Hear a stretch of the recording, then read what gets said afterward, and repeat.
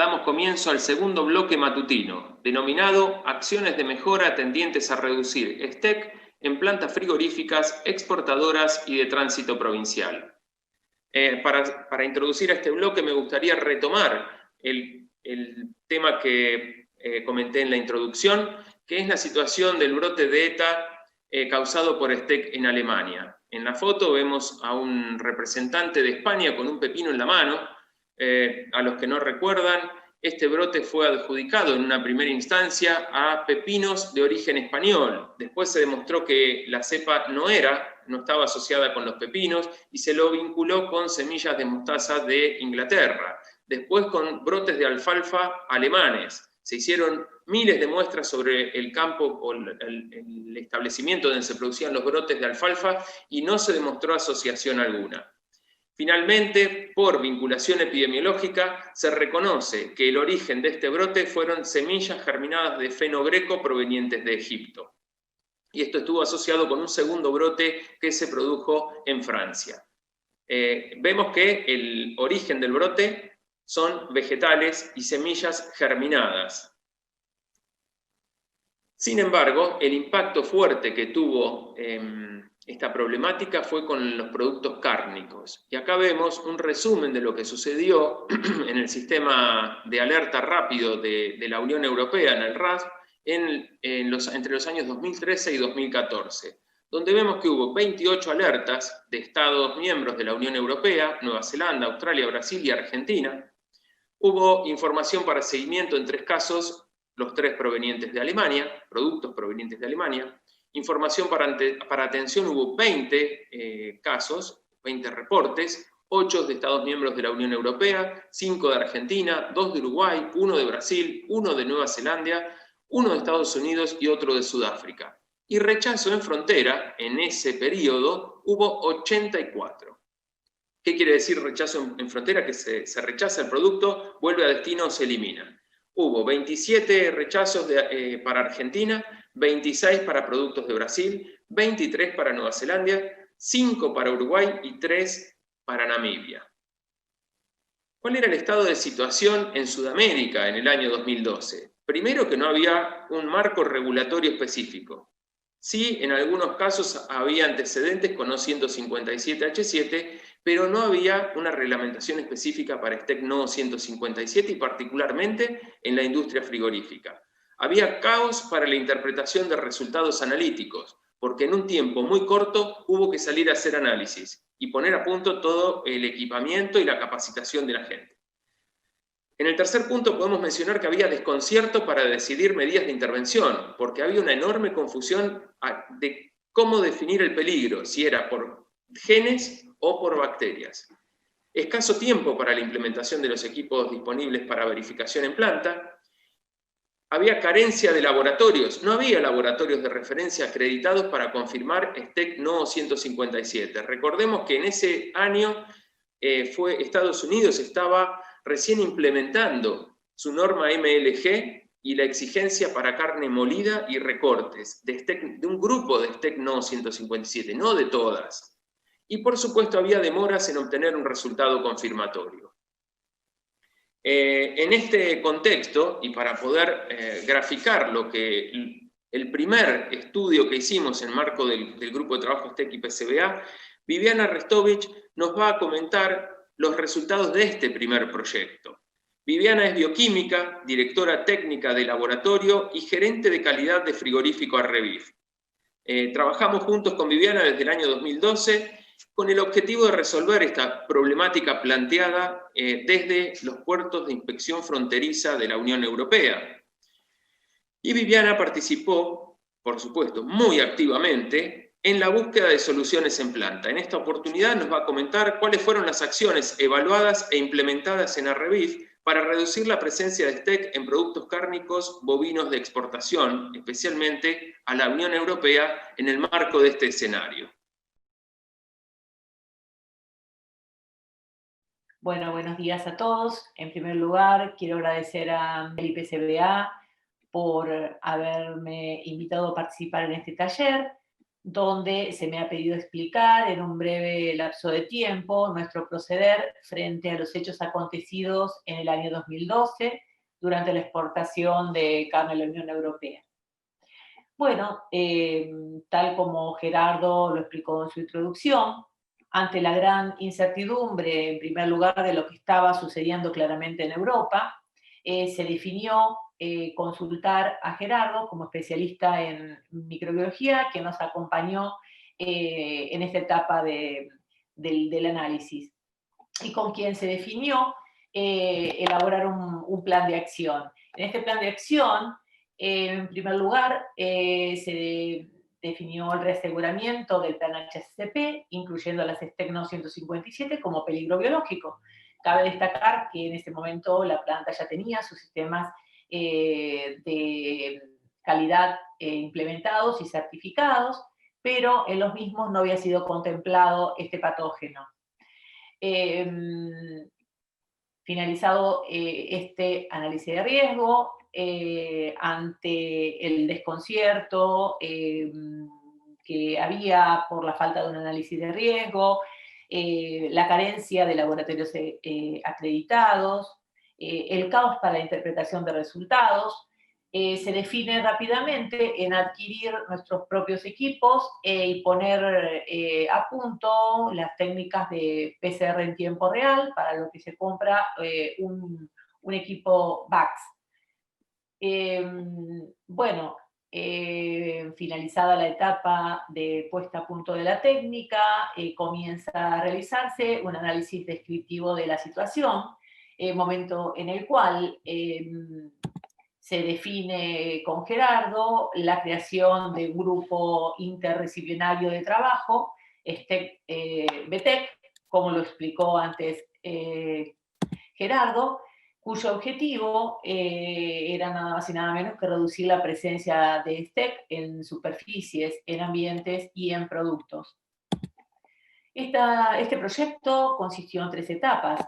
La primera etapa consistía en un análisis descriptivo, donde se realizaría un mapeo ambiental y análisis de producto para conocer la situación de la planta con respecto a este patógeno y conocer cuáles eran las etapas del proceso con mayor probabilidad de contaminación con STEC. La etapa 2 era una etapa de implementación de acciones de mejora para reforzar a nuestros sistemas de calidad para la reducción de estos patógenos.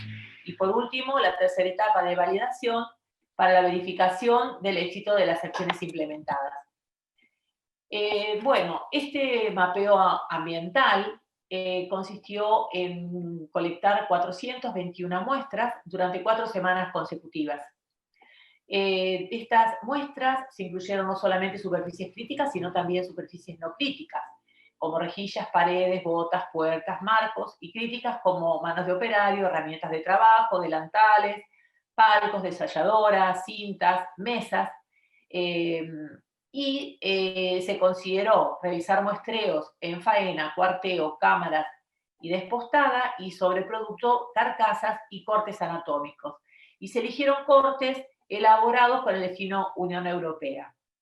Cabe destacar que en este mapeo no se incluyó en el sector de corrales, porque había sido considerado, que lo voy a explicar después, brevemente, previo a la implementación o el desarrollo de este proyecto. Bueno, las muestras fueron analizadas en laboratorio de planta, en lo que respecta a los screening. Y luego el aislamiento y la caracterización fue realizada en la Facultad de Veterinaria de la Universidad Nacional de La Plata, y bueno, las muestras fueron trasladadas dentro de las 24 horas. Bueno, acá cabe aclarar que para la interpretación de los resultados se tuvieron en cuenta tanto el criterio aplicado por los puestos de inspección fronterizos de Europa como el criterio de Estados Unidos. El criterio de Estados Unidos se sabía que para que una muestra se considerara positiva, debería hacerlo para el gen STX, para el gen EAE, y pertenecer a alguno de los 6 serogrupos, o 26, o 45, o 103, o 11, o 121, o 145. Y el criterio adoptado por Europa era la sola presencia del gen STX, por lo cual ellos devolvían los contenedores porque habían adoptado el criterio de tolerancia cero para el gen de STX. Con respecto a los resultados de este mapeo ambiental, sobre 421 muestras colectadas, 54 fueron positivas para el gen STX, o sea, un 12,9%.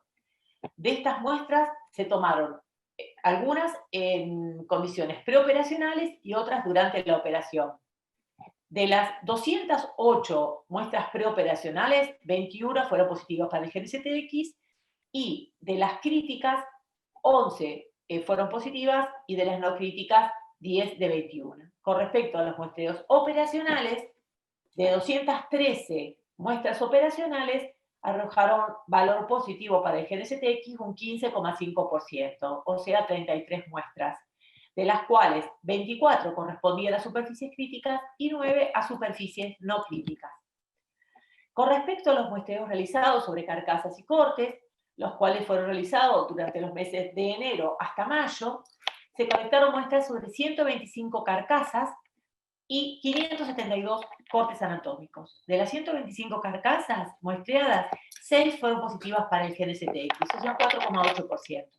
Y de los 572 cortes anatómicos muestreados, 58 fueron positivos para este gen, lo que sería un 10,1%. Finalizada esta etapa, avanzamos con la etapa 2, en la cual, en función de estos resultados y de los análisis de riesgo realizados, se define en el rediseño de algunos procedimientos operativos, identificando las STEC No 157 como peligro biológico. En función de eso, se debió capacitar a todo el personal con respecto a estos nuevos procedimientos e identificar los posibles riesgos, considerando la opinión de todo el personal. Además, se debió evaluar la diferencia de los resultados entre el análisis del criterio de Estados Unidos y el utilizado por Europa. En función de esto, se define la implementación de acciones de mejora. Pero como lo dije al comienzo, las acciones de mejora comenzaron a implementarse para reforzar los sistemas de calidad previamente al comienzo del proyecto, ya que en función del origen de este patógeno, comienza el análisis en los corrales, verificando la carga de materia fecal que estos traían, y se realizó un muestreo del cuero del animal, el corrales y manga, para evaluar la frecuencia de aparición del gen. Y pudimos ahí ver que la mayoría de los animales eran positivos para el mismo, por lo que se decide en carácter de urgente aumentar los niveles de cloro hasta 15 partes por millón.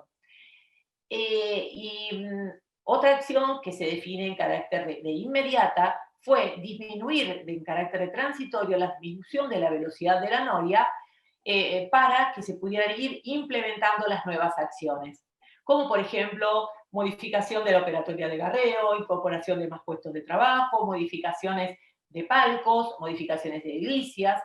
En faena se implementa una práctica muy importante como la luxación de las patas traseras y el embolsado de las pezuñas, debido a haberse muestreado el líquido que escurría de las pezuñas y ver que era altamente contaminante. De esta manera, con esta práctica, nosotros evitamos el salpicado o el escurrido de este líquido sobre el cuarto trasero.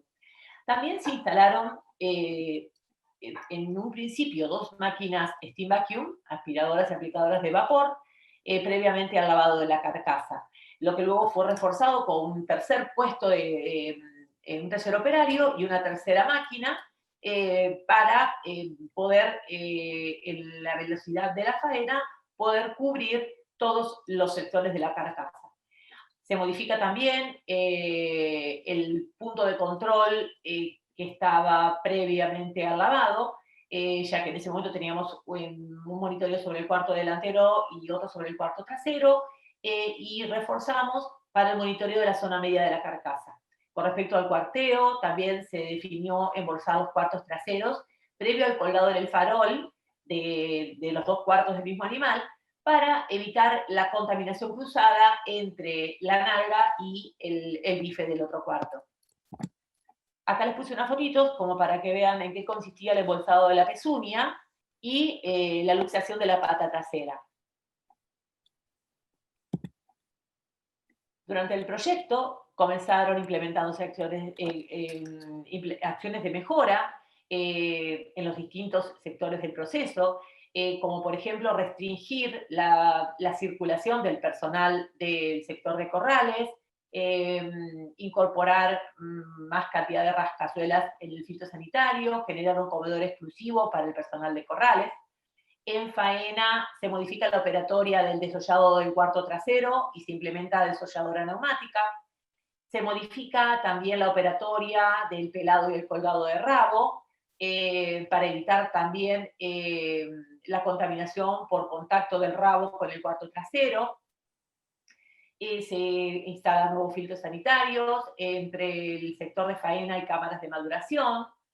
Y con respecto al cuarteo, se modifican ciertas estructuras por pisos, como por ejemplo pisos, y se los reemplaza por acero inoxidable, y se instalan dispensers de alcohol en gel, que no solamente esto fue para el cuarteo, sino para los otros sectores del proceso. Se instala una alarma sonora para indicar la frecuencia de esterilizado y lavado de manos a los operarios, la cual ya se encontraba expostada, por lo que se le implementó para este sector.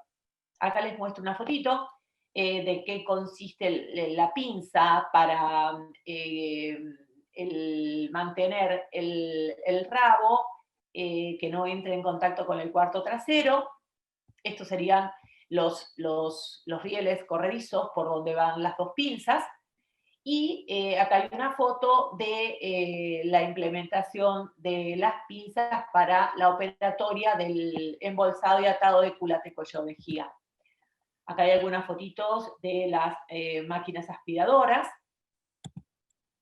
Y en esta les puedo mostrar que se reforzaron muchos puestos de trabajo, como por ejemplo se duplicó el puesto de lavado de medias reses, se duplicó el puesto de cierre de dividir.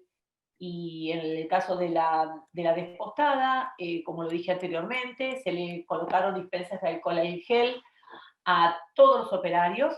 Hubo modificaciones en ciertas máquinas, como la desmembranadora, por ejemplo, para lograr un despiece mayor, y se modificaron los procedimientos de limpieza de la misma. Hubo modificaciones en el laboratorio con la adquisición de nuevo equipamiento en cuanto al layout del mismo y al manejo del ingreso y el análisis de las muestras. El Departamento de Recursos Humanos tuvo una gran participación en esto, trabajando en el ausentismo para disminuir la rotación de los puestos críticos y aumentando la dotación en los distintos puestos, sectores productivos. Con respecto a los resultados, bueno, estaríamos ya en la etapa de verificación de la eficacia o de las acciones de mejora. Esta etapa de validación consistió en tomar 160 muestras sobre medias reses y 477 muestras sobre cortes anatómicos. De las muestras tomadas sobre medias reses, 2 arrojaron valores positivos para el gen STX, o sea, 1,2%, perdón. Y de las 477 cortes muestreados, 23 fueron positivos para este gen, o sea, un 4,8%. En función de estos resultados, podemos ver que hubo una disminución sustancial de la presencia de este gen, y no solamente luego de la etapa 2, que la etapa 2 sería la etapa del proyecto, sino que ya hubo una reducción sustancial durante la primera etapa mediante la implementación de las primeras acciones de mejora. Bueno, como conclusión, podemos decir que fue posible reducir la presencia de STEC pero no fue posible alcanzar el criterio adoptado por los puestos de inspección fronteriza de Europa de tolerancia cero al gen de STX. Por lo tanto, se define evaluar la situación general de las plantas exportadoras de Argentina y se considera que es necesario evaluar intervenciones para complementar las acciones de mejora ya implementadas y el plan HACCP identificando las STECNO 157 como peligro biológico. Yo no me voy a detener en estas etapas de intervenciones porque ya vendrá en una próxima presentación este trabajo muy importante que realizamos y que fue publicado. Bueno, yo lo que quise es mostrarle unas fotos de la situación actual en nuestra planta. Acá les puse algunas fotos de cómo se trabajó en el lavado de la hacienda en Corrales y Mangas. Esta foto corresponde al embudo, donde se incrementó mucho no solamente el nivel de cloro, sino también los caudales de las lluvias. En las mangas de ingreso a noqueo se hicieron modificaciones para no solamente cubrir la parte superior del animal, sino también las patas y la parte ventral, que sería la parte más crítica. Acá pueden ver el lavado de la hacienda en Corrales, ya que en Corrales se implementó el lavado de la hacienda durante las 24 horas, no solamente de la hacienda, sino del sector y de los pisos, ya que yo creo que ahí estaría el mayor secreto en los resultados logrados, gran parte del secreto de los resultados logrados.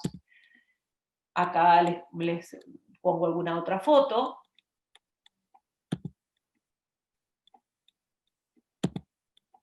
Y ya aquí les mostraría en estas fotos el sector de noqueo, donde se implementó el lavado en la zona perianal debido a que el animal se ensucia por el propio proceso de aturdimiento, y se trabajó mucho en el sistema de la ducha utilizada para este lavado. Con respecto al palco de garreo, otra de las acciones que se implementó fue colocar una lámina de polietileno sobre el cuarto desnudo del animal para evitar que en la operatoria del cambio de manea la parte con cuero contamine a la parte ya cuereada. También se definió extraer la grasa de la rajadura del palco de matambrero, ya que es muy difícil evitar la contaminación, sobre todo con los animales que tienen pelaje largo, contaminen la parte ventral. Acá les muestro un poquito unas fotos de cómo se sostiene esta acción en el tiempo con respecto a los palcos de culata, y en la parte del desollado del cuarto trasero. Acá hay otra foto de la maniobra de embolsado de culata. Y estas corresponden a las de la aplicación de vapor por las steam vacuum. Bueno, continuaron realizándose también reformas en el laboratorio. Y con este símbolo quiero decirles que, ya para ir terminando la presentación, de que los resultados se continúan manteniendo y continúan mejorando. Y el secreto de esto es sostener en el tiempo las acciones de mejora implementadas.